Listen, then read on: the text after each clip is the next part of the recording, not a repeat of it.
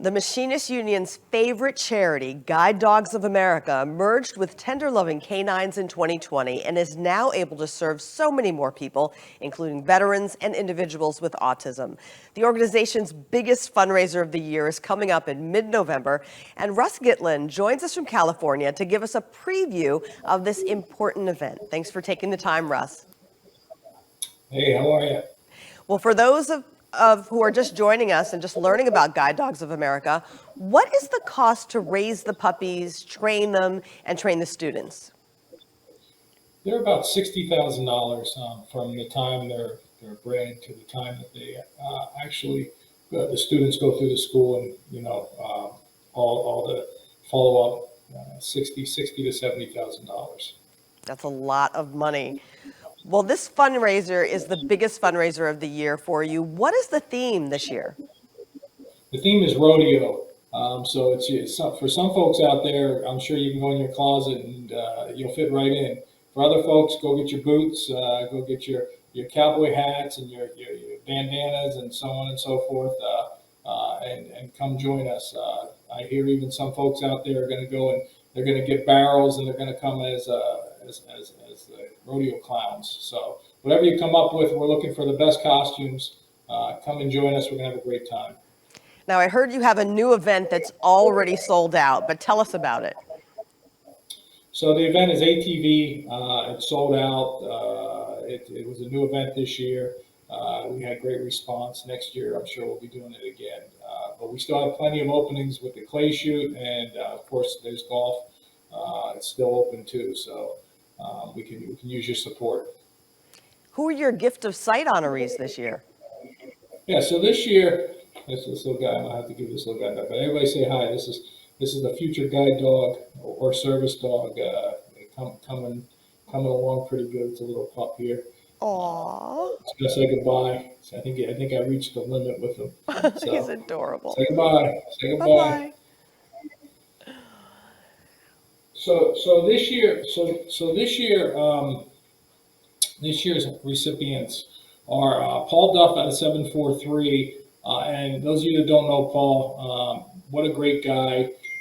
He's done a tremendous amount for guide dogs. He continues to every year surprise us by raising more and more money, doing many events, and he's been doing it for a long time, along with the folks down there in Connecticut. They're an outstanding group that just continually support Guide Dogs of America. United is the company being honored. United, in case you guys don't know, they supply tickets for all of our folks to get back and forth to training. They supply tickets for our trainers to fly, to do follow-ups and to do entrance exams and so on and so forth. Very important to the guide dog program. And then last but not least, our Canadian retired General Vice President, Stan Pickthall, is being honored for all he's done for guide dogs up in Canada. He's pushed hard to get everybody active and continues to make it a priority that Guide Dogs of America is at the forefront up there in Canada. How can people register for the event? So if you're interested in registering for the event, you just go to www.guidedogsofamerica.org.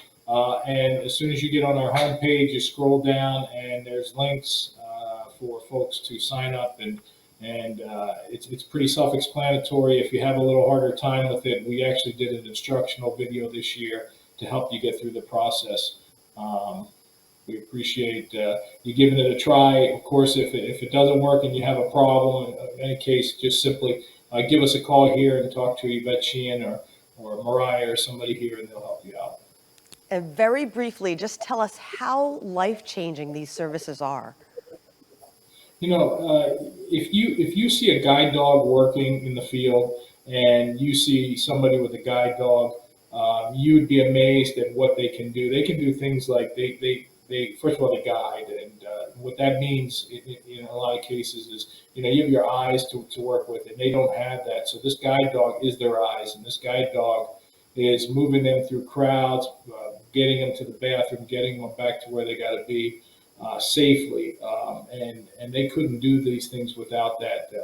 An example I gave was I was at dinner with a young lady, Madeline Babcock, and She got up from the table with the guide dog and she went down the flight of stairs to the bathroom through a crowded restaurant, came back up, and I had said to her father, I said, "That's absolutely amazing." I says, "Even I still get amazed at this stuff." And he said, "Well," he says, I said, "What did you do in order for that dog to know where the bathroom was?" He says, "When I came in 5 minutes earlier, and I showed the dog where the bathroom was. I showed it an exit, and that's all you got to do. And from there, that dog knows if you say exit, knows how to get out. If you say bathroom, knows how to get to the bathroom."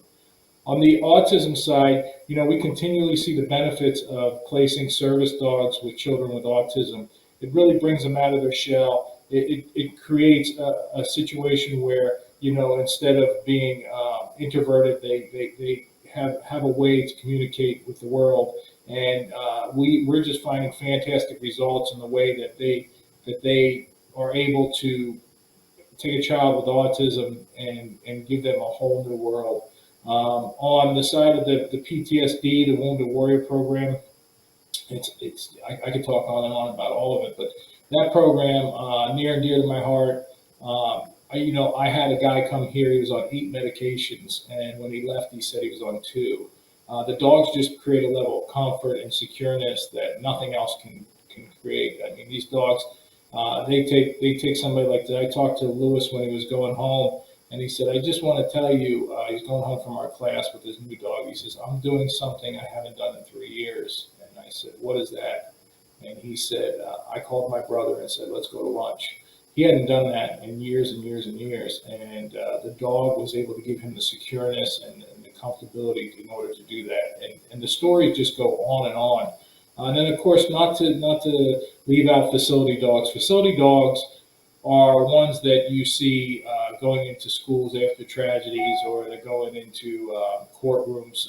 They help people with their victim impact statements. But one lady came here, and she was a social worker, and she talked about what a difference it's been while she didn't have a dog to when she did have a dog, and bringing children in to social services, and what the dog does for those children to calm them down and get it that they can work with them and get them situated the right way. Well, thanks so much for joining us, Russ. We really appreciate it. Can I just take 1 second of your time? Sure. I'd like to address the IAM and just say, look, we were founded by the IAM. Those of you who don't know, in 1948, a gentleman named Joseph Jones went to his union and complained about the fact that he had got denied a guide dog. He was blind. He got denied a guide dog.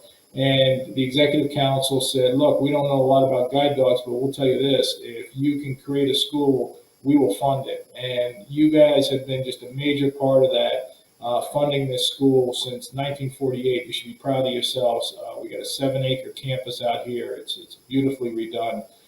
We invite you guys out. But I just got to say, the IAM, without the machinist support, we wouldn't be what we are today. And you just continue to produce. And I just want to tell you, thank you, and keep doing what you're doing. Well, you are welcome. It is such a great cause, and we wish you much luck on November 18th. Thank you.